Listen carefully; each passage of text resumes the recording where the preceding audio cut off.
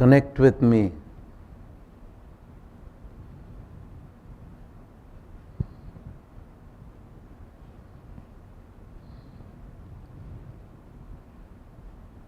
When you come to the satsang or the gathering of a master, you must adjust and fine-tune yourself to be on the same wavelength of the master, and then alone you will know what he is saying by virtue of the experience you have, not by the words you listen to. Every word uttered is a transmission in a minuscule dosage. So that depends upon the individual receptivity. Behind the words is the living Spirit of God. That is the Spirit which has to be experienced. It cannot be bottled. It cannot be subject to an ephemerical test in the laboratory. And it cannot be comprehended by the human mind or any mind, because it is beyond mind.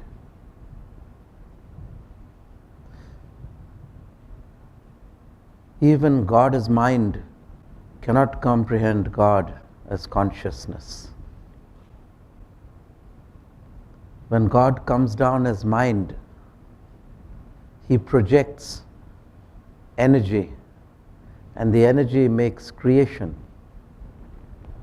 From these particles of energy, we think that we have found the God particle. But this is the placebo effect. It's to give us an inspiration that if you can, by the internal method of experience, find God, why can you not find God in the material? You don't have to go all the way. If you want it that way, then everything on this world, in this planet, is God.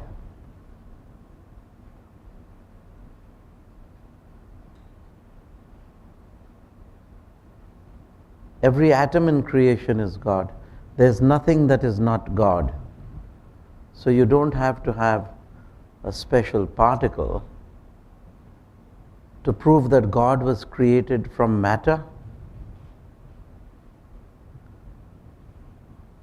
Because even if a particle is a God particle, it's still something, because a particle has a form and a name. It's called a particle. There's your first limitation to finding God. The second one, it has a form.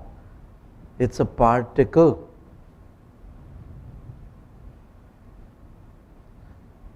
But God is not that. God is everywhere. God is nowhere. And God is now here. Let us humble our intellect to vanishing point and get lost in His love. That's how you can find God. No matter how much you search for Him in the slush of mind and matter, you will not be able to find, because He is the very essence, so subtle and so beyond, that He has no particle, name, no form, and yet is the very source and substance of your existence.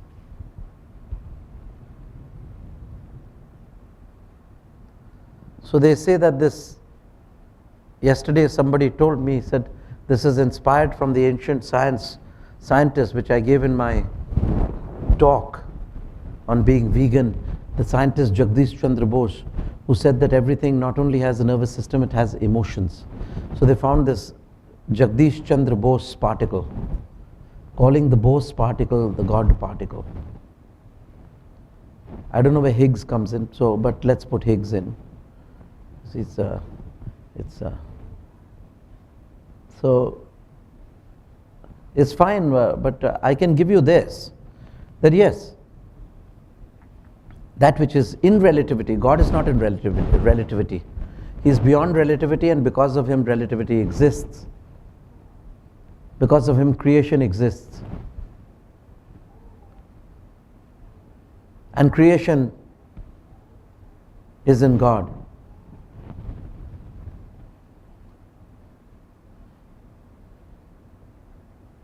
God envelops creation. God is the source and substance of creation. But how much has creation realized God? That's what they're trying to prove. It is in relativity. Relativity cannot reach the supreme reality, but the reality can reach relativity. Therefore, God knows his creation, but creation does not know God through the intellect, because the intellect is matter at its subtlest. Creation can only know God by dissolving the intellect in all humility and merging into his infinite essence of we know not what. We'll have to respect that. I appreciate the curiosity of the human mind, but I'm sorry, we'll have to appreciate that this supreme, ineffable isness of the zero not zero is incomprehensible. But his energy, I'm prepared to not call it the God particle in the supreme sense of God, in the attributeless sense of God, but God in relativity, God the creator, SHAKTI. So, the God particle can be called the goddess particle, or the SHAKTI particle, or the God essence particle. But to call it the God particle, which is beyond relativity and creation, it cannot. You cannot comprehend, because God is beyond mind. And how can you, with the mind, comprehend the no mind? The no mind, the no universal no mind, universal cosmic no mind, can only be comprehended by you going into the universal cosmic no mind state, experience, not with your mind.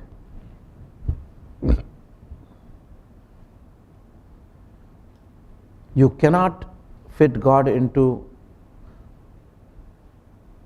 the Higgs boson God particle, just as you cannot fit the ocean into the drop. The drop must die temporarily into the ocean. You are the drop. God is the infinite ocean. You cannot accommodate God in your finite mind, in your drop. See, you have to die unto the ocean and partake of the essence of the ocean only as much as he wants you to participate, to partake.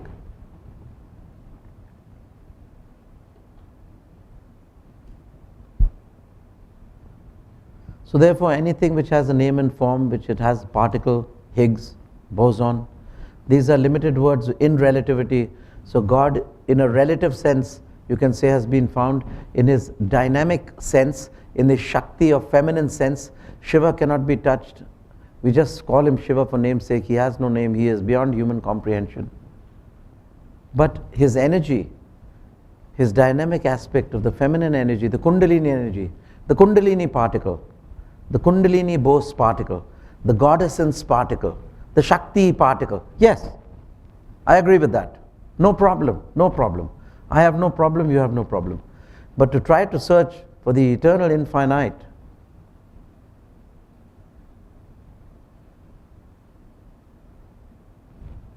we lose ourselves.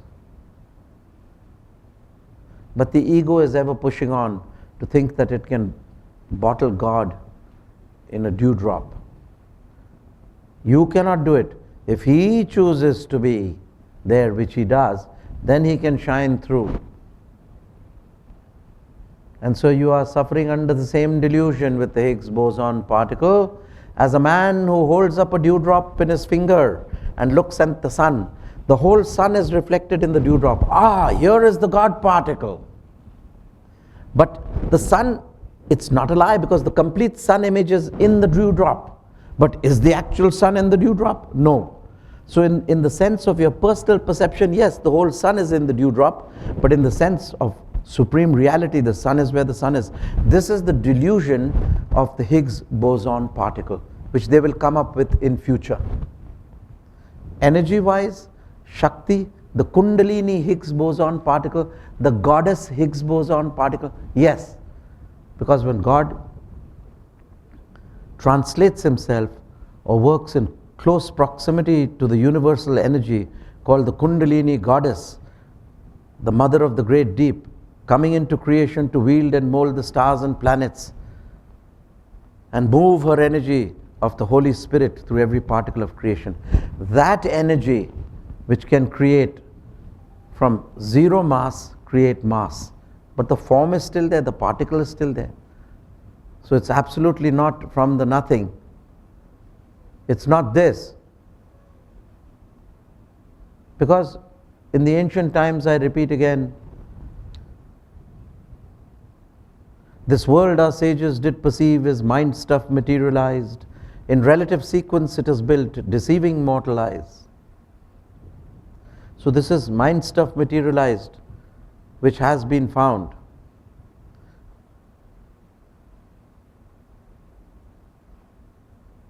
All that is composed, they knew, must get decomposed. Where then does reality lie? All matter being composed. So also with the Higgs boson particle, it is composed of something, of form, of name. Then they give the answer. This is the dynamic aspect of the energy, the matter, the energy, the life force. It can be the Higgs boson particle. But then God is, where then does reality lie, all matter being composed? Then they say, here's reality, that all pervading consciousness of stillness through eternity, composed of nothing, not even the particle, composed of nothing, yet of which all else is sure composed. It stands supreme, beyond all dreams, eternally reposed. And mind you, gentlemen, this word and poem which I say to you also is the shadow of the truth. It's just to satisfy your intellect. But that supreme reality can only be got not by the intellect, nor if I talk tons of books and information. It can only be experienced by the core of your innermost nothingness, your innermost beyond description truth. I Goraksha Goraknathaya Shiva Shambho Namaya Shiva Shambho Namaya Shiva Goraksha Goraknathaya